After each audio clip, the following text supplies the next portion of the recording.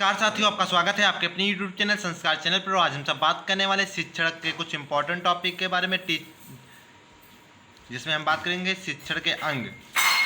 शिक्षण के दो अंग होते हैं, सीखने वाला, सिखाने वाला। सीखने वाले पर बल, सीखने वाले का मार्गदर्शन, सीखने वाले का विकास करना।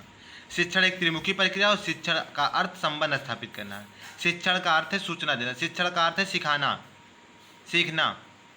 शिक्षण का है बालक को अपने वातावरण के साथ अनुकूल बनाने में सहायता देना। शिक्षण का अर्थ है बालक को क्रियाशील रहने का अवसर देना। शिक्षण का अर्थ है उत्प्रेरक प्रदान करना। शिक्षण का अर्थ है मार्गदर्शन प्रदान करना। शिक्षण का अर्थ है बालक के संवेगों को प्रशिक्षित करना। शिक्षण का अर्थ है सीखने का संगठन। शिक्षण तैयारी का एक समाधान है। शिक्षण का स्वमूल्यांकन है। और शिक्षण के कार्य कक्षा से संबंधित कार्य शिक्षण कार्य या कक्षागत कार्य जिसे कहते हैं। और कक्षा के बाहर चलने वाला कार्य शिक्षण कार्य या कक्षेतर कार्य। उपयुक्त दोनों प्रकार के शिक्षण कार्यों से संबंधित शिक्षण कार्य को या सामान्य कार्य। उत्तम शिक्षण की विशेषताएं। उत्तम शिक्षण में वांछनीय सूचना देना सम्मिलित होता है। उत्तम शिक्षण में अधिगम की क्रिया में मार्गदर्शन देता है। उत्तम शिक्षण देना अनुदेशात्मक होता है। उत्तम शिक्षण बालक में निहित गुणों का विकास करता है। उत्तम शिक्षण अभिप्रेरणा और पुनर्बलन प्रदान करता है। अच्छा शिक्षण सदैव छात्रों के पूर्व अनुभव पर आधारित होता है। उत्तम शिक्षण सीखना है। उत्तम शिक्षण के लिए प्रभावशाली नियोजन होता है। अच्छा शिक्षण क्रियाशील रहने का अवसर प्रदान करता है। अच्छा शिक्षण चुनी बातों का ज्ञान देता है। सफल शिक्षण सदैव सहानुभूति पर पूर्ण होता है।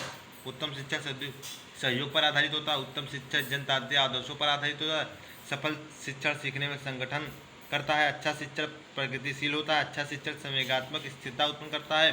अच्छा शिक्षण छात्रों में वातावरण से अनुकूल करने में सहायक होता है। उत्तम शिक्षा में सभी कार्यों को शिक्षण विधियों तथा दशाओं का समायोजन होता है।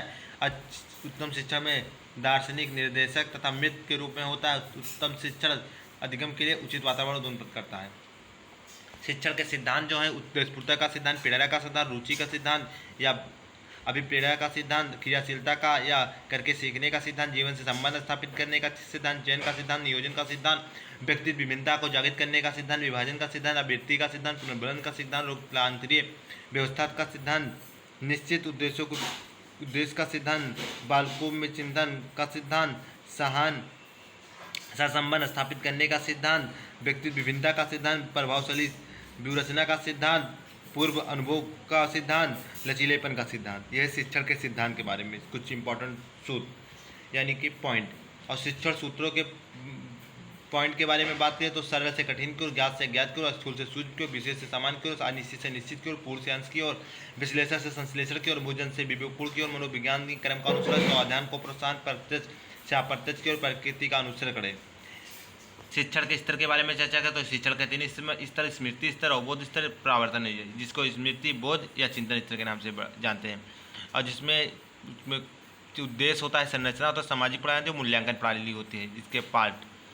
और शिक्षण के 3 भाग होते हैं, भावात्मक, क्रियात्मक और ज्ञानात्मक, भावात्मक, क्रियात्मक। और सीखने की अवस्थाओं के बारे में चर्चा करें तो सीखने की 3 अवस्थाएं थे, शिक्षण की पूर्व क्रियावस्था, शिक्षण की अंतः क्रियावस्था, शिक्षण की क्रिया पश्चात या उत्तर क्रिया अवस्था।